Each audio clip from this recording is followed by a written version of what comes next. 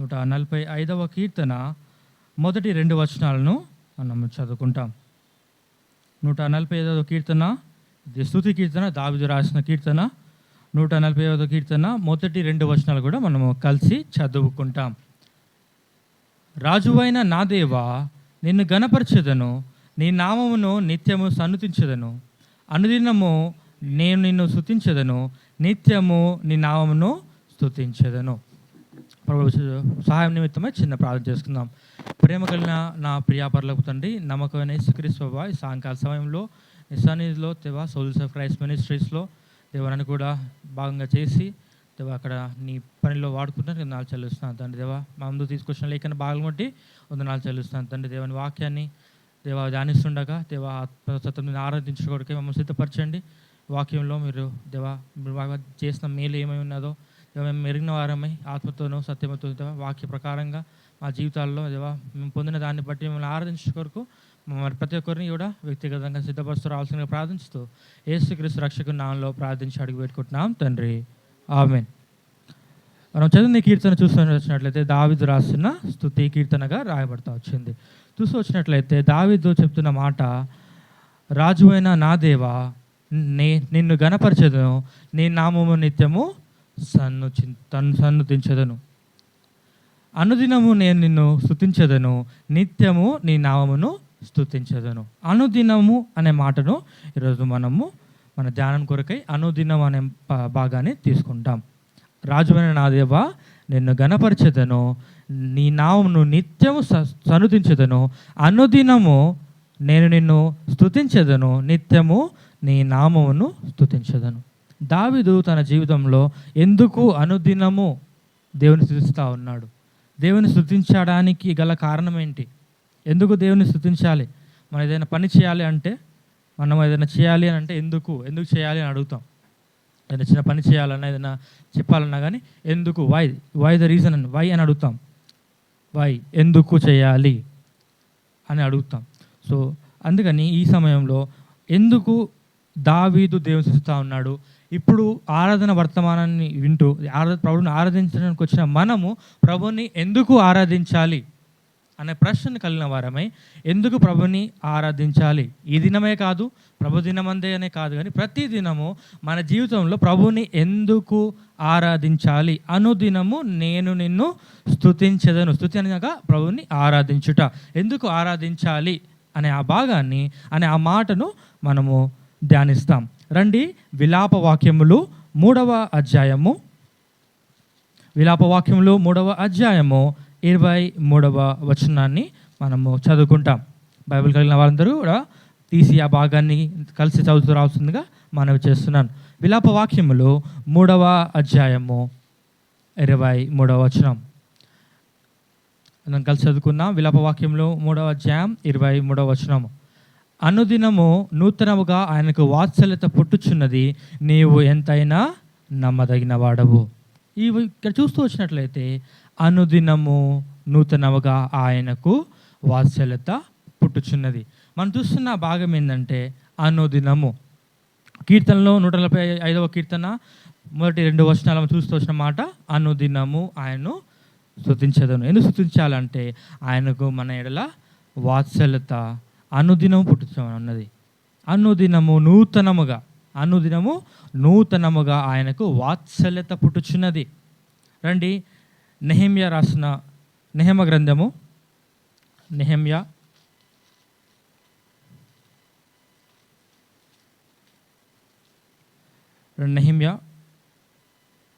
9వ అధ్యాయము 18-19 వచనాలు చదువుదాం. రండి, తీసిన వారు సాయం చేయండి. నెహెమ్యా గ్రంథము 9వ అధ్యాయము 18-19 వచనాలు. వారు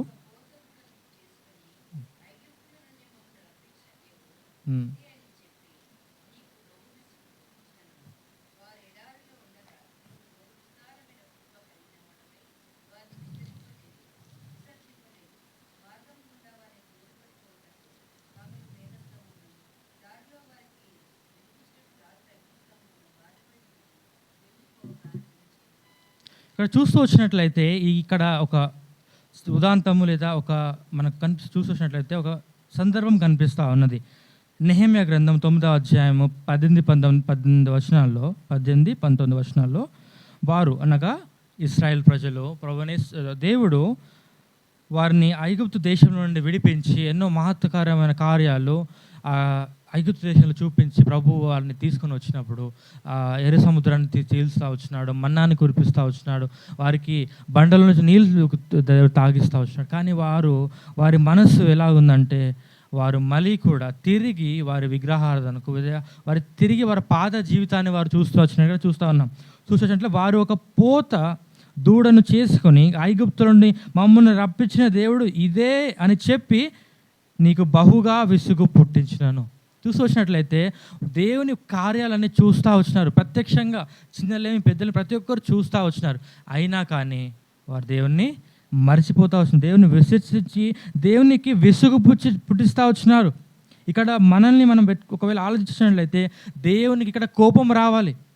నేను ఇంతగా ఆ కార్యాలు చేశానే, నేను వీరు ఇంతగా దేవుని నా కార్యాలను చూపించి వీరిని నేను నడిపించానని చెప్పి దేవుడు విసుగు పడాలి. కానీ దేవుడు ఇక్కడ విసుగు పుట్టించినా కూడా 19వ వచనంలో దేవుని మాట, దేవుని అక్కడ క్యారెక్టర్ ఎలా ఉందంటే, దేవుడు చూపిస్తున్న కృప ఎలా ఉందంటే, వారు ఎడారిలో ఉండగా నీవు బహు విస్తారమైన కృప కలిగిన వాడవై వారిని విసర్జింపలేదు. మార్గము గుండా వారిని తోడుకొని పోగుటకు పగలు మేఘస్తంభమును, దారిలో వారికి వెలుగునిచ్చుటకు రాత్రి అగ్ని స్తంభమును వారి పైనుండి వెళ్ళిపోక నిలిచాను. దేవుని కృప ఎంత గొప్పదో చూస్తూ వచ్చినట్లయితే మనము అనుదినము ఆయన్ని ఎందుకు స్తుతించాలి? ఎందుకంటే ఆయన వాత్సల్యత నూతనముగా నీకు వాత్సల్యత పుట్టుచున్నది. నీవెంతైనా నమ్మదగిన వాడవని భక్తులు సెలవిస్తున్న రీచ్గా ఇక్కడ నెహెమ్యా గ్రంథంలో మనం చూస్తూ వచ్చినాం. ఇజ్రాయెల్ ప్రజలు వాళ్ళు కూడా మానవులే, వారు కూడా మనలాంటి వాళ్ళే, వాళ్ళు కూడా పాపం చేసిన వారు.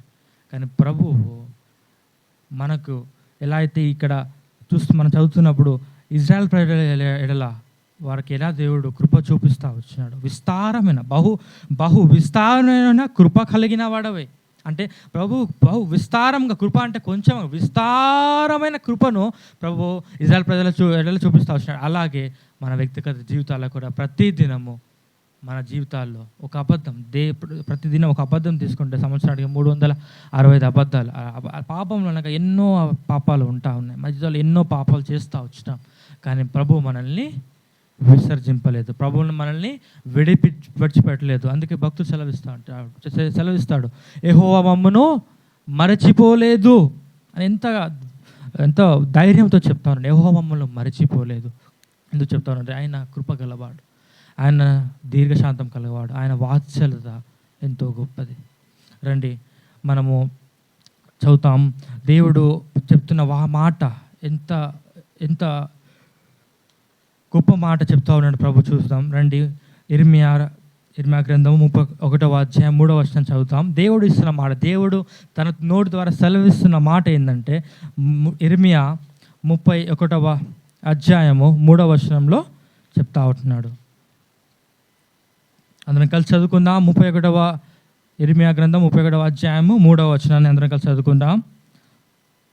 చాలా కాలము క్రిందట యెహోవా నాకు ప్రత్యక్షమై ఇట్లనెను, శాశ్వతమైన ప్రేమతో నేను నిన్ను ప్రేమించుచున్నాను గనుక విడువక నీ ఎడల కృప చూపుచున్నాను. దేవుడు తెలుస్తున్న మాట ఎంత గొప్పగా ఉందో చూడండి. దేవుని ప్రేమ విడవక ఆయన కృప చూపుతా ఉన్నాడు. శాశ్వతమైన ప్రేమ, చిరకాలము యుగములు గతించిపోయినాయి, భూమి అంతా దిగంతములు గతించిపోయినా కానీ దేవుని ప్రేమ, దేవుని కృప మన ఎడల విస్తారంగా అలా చూపుతానే ఉండే దేవుడుగా ఉన్నాడు. రండి, రెండవ భాగముగా అనుదినము ఆయన్ని మనం ఎందుకు స్తుతించాలి అనేది మనం చూస్తాం. రండి, కీర్తనలో 68వ కీర్తన 19వ వచనాన్ని చదువుకుంటాం. 68వ కీర్తన 19వ వచనము. ప్రభు స్తుతినందునుగాక అనుదినము ఆయన మా భారం భరించుచున్నాడు, దేవుడే మాకు రక్షణకర్తయ్య ఉన్నాడు. చూసినట్లయితే మొదటిగా మనము రాజువైన నా దేవా నిత్యము నేను స్తుతించదను, అనుదినము నేను నిన్ను స్తుతించదను.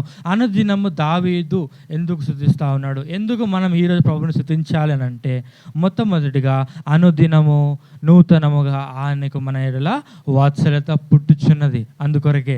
అలాగే రెండవ భాగముగా మనం చూస్తూ వచ్చినట్లయితే కీర్తనలు 69వ అధ్యాయం 19వ వచనంలో, అనుదినము ఆయన మా భారమును భరించుచున్నాడు. మన భారాలు ఆయన భరిస్తూ ఉన్నాడు. మానవుడు భరిస్తున్న ఆ భారము, ఆ బరువు ఏంది అని అంటే, యెషయా గ్రంథంలో స్పష్టంగా రాస్తూ ఉన్నాడు. యెషయా 24వ అధ్యాయము, యెషయా గ్రంథము 24వ అధ్యాయము 20వ వచనాన్ని చదువుతాం. యెషయా 24వ అధ్యాయము 20వ వచనాన్ని నేను చదువుతాను, మీకు బాగా గమనిస్తున్న మనవి చేస్తూ ఉన్నాను. ఇక్కడ చూస్తూ వచ్చినట్లయితే, భూమి మత్తుని వలె కేవలం తూలుచున్నది, పాక వలె ఇటు అటు ఊగుచున్నది, దాని అపరాధము దాని మీద భారముగా ఉన్నది, అది పడి ఇకను లేవదు. భయంకరమైన వర్తమానము విని పారిపోవాడు గుంటలో పడును, గుంటను తప్పించుకునేవాడు ఉరిలో చిక్కును.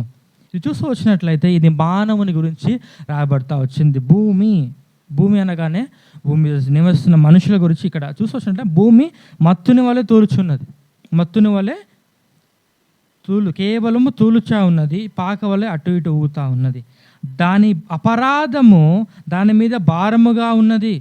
చూస్తూ వచ్చినట్లయితే ఇక్కడ మనం చదువుతూ వచ్చిన మాట, ఆయన భారము అని అనగా భారము భరిస్తూ ఉన్నాడు అనగా, మన భారము అపరాధ భారం మన మీద ఉన్నది.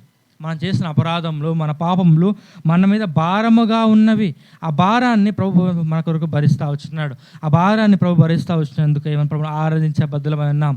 ఆ భారము పాప భారముగా మనము పరిగణించవచ్చు. అపరాధము అనగా పాపము వల్లే మనం పాపంతో మత్తు వల్లే తూల్చా ఉన్నాం, అటు ఇటు ఊగుతూ ఉన్నాం, ఎటు వెళ్ళాలో తెలియదు.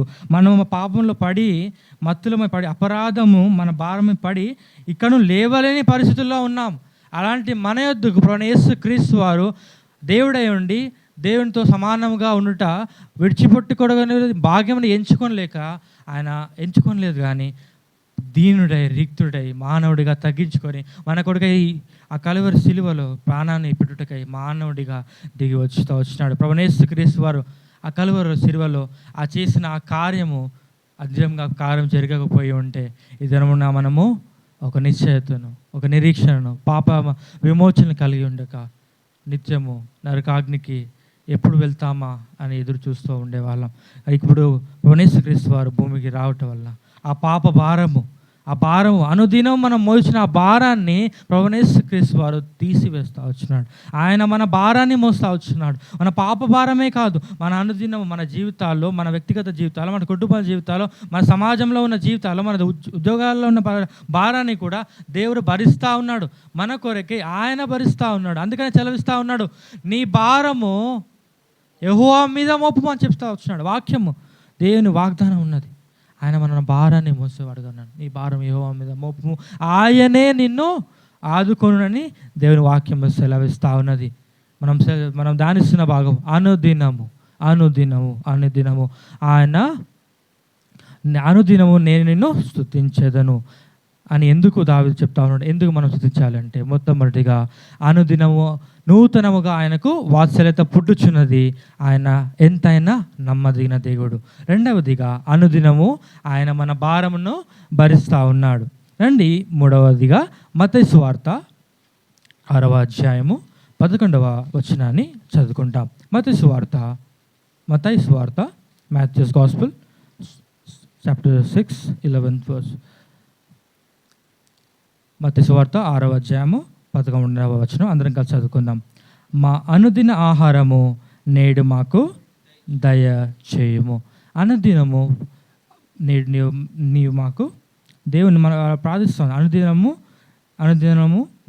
అనుదిన ఆహారము నేడు మాకు దయచేయము.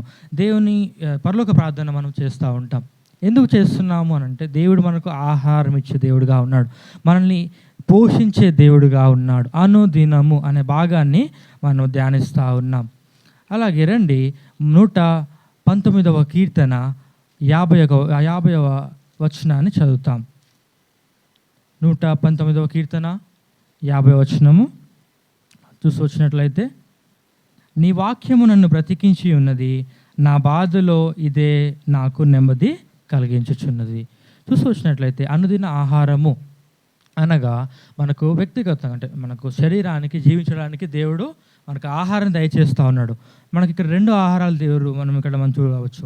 ఒక ఆహారము శరీరం, మనము ఈ భూమి బతుకుండడానికి, మన శరీరం బతుకుండడానికి మనకు ఈ శరీర సంబంధమైన ఆహారం కావాలి. అలాగే ఆత్మ సంబంధమైన ఆహారం కూడా మనకు కావాలి. దేవుని వాక్యము, దేవుని బోధ, దేవునితో సహవాసము లేనిదే మన ఆత్మీయ జీవితము మృతమైపోతుంది, మన ఆత్మీయ జీవితం నశించిపోతుంది, మనము ఆత్మలో ఇక బ్రతికి ఉండము. అందుకనే దేవుడి వాక్యము, అందుకే చెప్తా ఉన్నాడు భక్తుడు ఇక్కడ 119వ కీర్తన 50వ వచనంలో, నీ వాక్యము నన్ను బ్రతికించి ఉన్నది, ఇది నా బాధలో ఇదే నాకు నెమ్మది కలిగించుచున్నదని సెలవిస్తూ ఉన్నాడు. నీ వాక్యము, దేవుని వాక్యమే మనల్ని బ్రతికిస్తూ ఉన్నది. మన బాధల్లో, మన దుఃఖాల్లో, మన కష్టాల్లో ఇదే మనకు నెమ్మదిని కలుగజేస్తూ ఉన్నది. దేవుని వాక్యము మనకు నెమ్మది కలుగజేస్తూ ఉన్నది. మనం ధ్యానిస్తున్న భాగము, అనుదినము నేను నిన్ను స్తుతించదను. ఎందుకు భక్తుడు సెలవిస్తూ ఉన్నాడు ఆ మాట?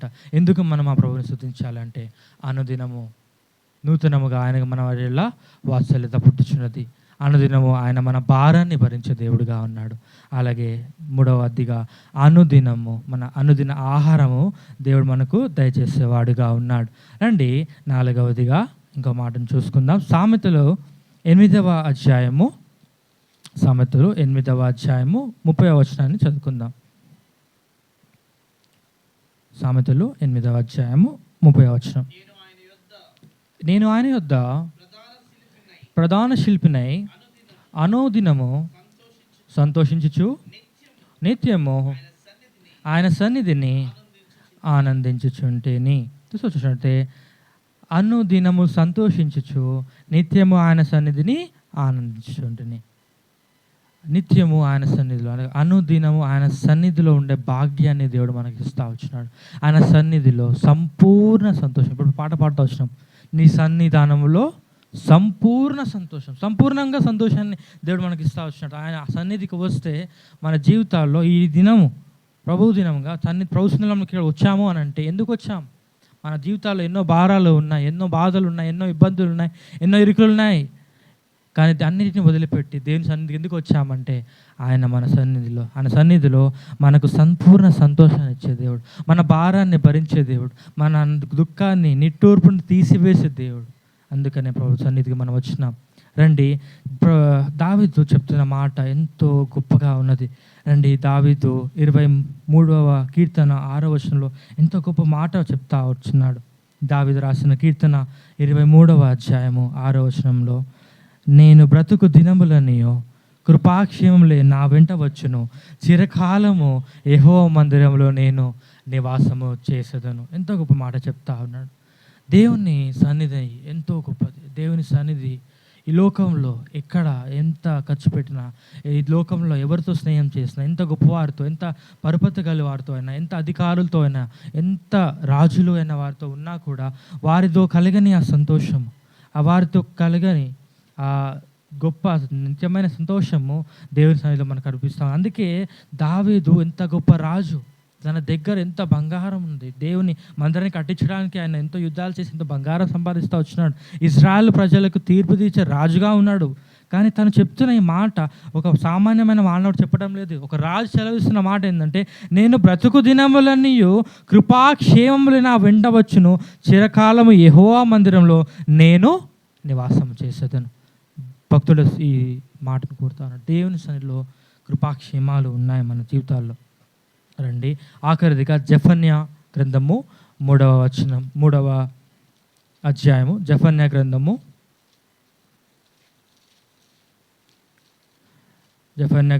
3వ అధ్యాయము 5వ వచనాన్ని చదువుకున్న తర్వాత మనం ఆరాధనలోకి ప్రవేశం. జెఫన్యా గ్రంథము 3వ అధ్యాయము 5వ వచనాన్ని చదవండి. జెఫన్యా గ్రంథము, అతని తల మీద, జెఫన్యా 3వ అధ్యాయం 5వ వచనం చదువుతున్నాను. అయితే న్యాయము తీర్చు యెహోవా దాని మధ్యనున్నాడు. ఆయన అక్రమం చేయువాడు కాడు. అనుదినము తప్పకుండా ఆయన ఆ న్యాయ విధులను బయలుపరచును. ఆయనకు రహస్యమైనది ఏదియో లేదు. ఆయన ఎదుట నీతిహీనులు సిగ్గునందుతూ చూసినట్లయితే, ఐదవదిగా అనుదినము తప్పకుండా ఆయన న్యాయ విధులను బయలుపరచును. ఆయన నీతి న్యాయములు గల దేవుడు. మన జీవితాల్లో, మన ఈ లోకంలో మనకు ఎన్నో శ్రమలు ఉండవచ్చును.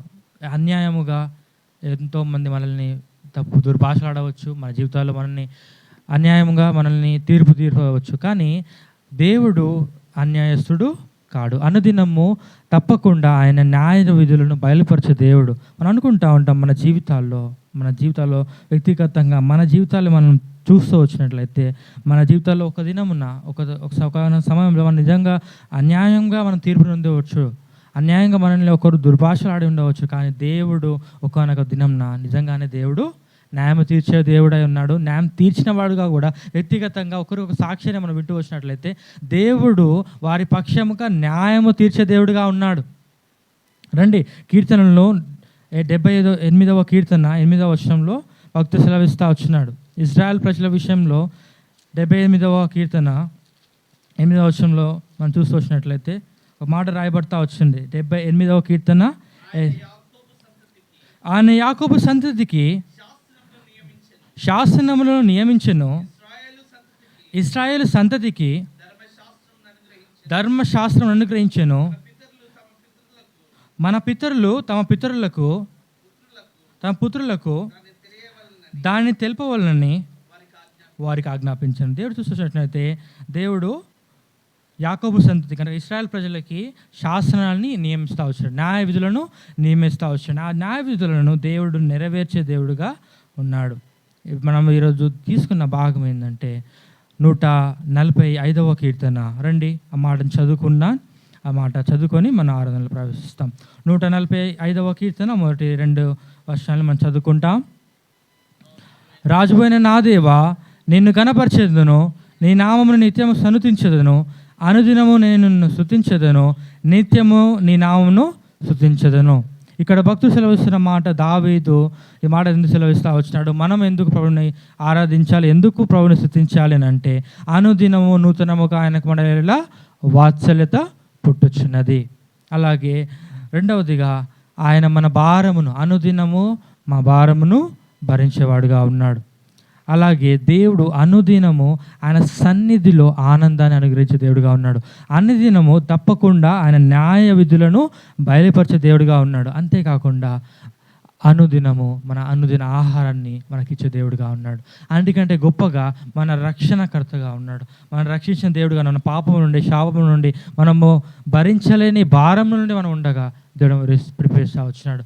ఆ ప్రభువు నోరు తెరిచి, ప్రభువా నా జీవితాలు 5 మాటలు మనం చూస్తూ వచ్చినాం. ఆయన వాత్సల్యత, ఆయన మన భరించే భారం, ఆయన మనకిచ్చే ఆహారము, అలాగే ఆయన మన జీవితాల్లో మనకు కలిగిస్తున్న న్యాయ విధులను బట్టి ప్రభుని ఆరాధించడానికి ఒక్క మాట దేవుడిని నేను వ్యక్తిగతంగా పరీక్షించుకుందాం. దేవుడు నిన్ను రక్షిస్తూ వచ్చినాడు. లోకంలో ఎవరు ఇవ్వలేని ఆనందాన్ని, దేవుడి సంతోషాన్ని దేవుడు ఇస్తూ వచ్చినాడు. ఇది నోరు తెరిచి రక్షించబడిన దేవుని బిడ్డలంగా ఒక్క మాట దేవుని, ప్రభువా నా జీవితంలో ఈ మేలు చేస్తూ వచ్చినాం, ప్రభువా నన్ను రక్షిస్తూ వచ్చినాం, ప్రభువా నా జీవితంలో నీ వాత్సల్యత నాకు చూపిస్తూ వచ్చినాం, దేవా నాకు అనుదిన ఆహారం నాకు దయచేస్తూ వచ్చినాం, ప్రభువా నా భారాన్ని భరిస్తూ ఉన్నాం అని నోరు తెరిచి ప్రభుని మనసారా వాక్యముతో, ఆత్మతో, సత్యముతో ప్రభుని ఆరాధించబద్దులా ఉన్నాం. ప్రభు మనల్ని నడిపించునుగాక. ఆమెన్.